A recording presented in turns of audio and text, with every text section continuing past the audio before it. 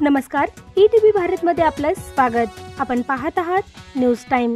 राज्यात 5व्या टप्प्यात उद्या मुंबईतील 6 जागांसह 13 जागेंवर होणार मतदान. राज्यातील दिग्गजांची प्रतिष्ठा लागली पणाला.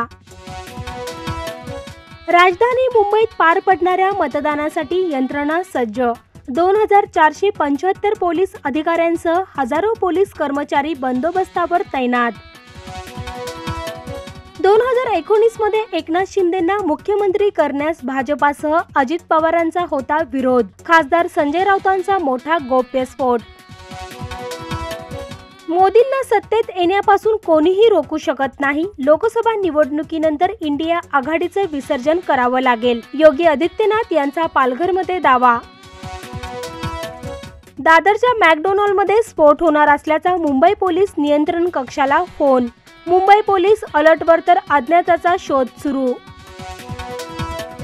केजरीवालांना भाजपा मुख्यालय बाहेर आंदोलन करण्यास पोलिसांनी नाकारलं. तुम्ही आम्हाला अटक कराल, आमच्या विचारांना अटक कसं करणार? केजरीवालांचा सवाल.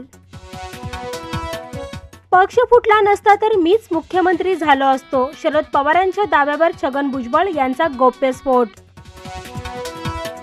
काँग्रेसचे ज्येष्ठ नेते माजी मंत्री प्रतापराव भोसले यांचं निधन.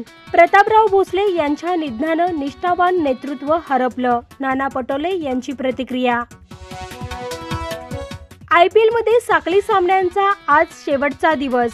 5-5 वेळा स्पर्धा जिंकणारे मुंबई चेन्नईचा संघ यंदा साखळी फेरीत बाद.